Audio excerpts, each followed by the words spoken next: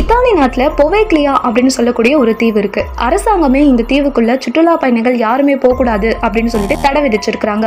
உலகத்துல இருக்கக்கூடிய டாப் 10 அமானுஷ்யமான பேய் பிடிச்ச தீவுகளோட லிஸ்ட்ல இந்த தீவு டாப் 1ல இருக்குங்கிறதுல சந்தேகமே இல்லை.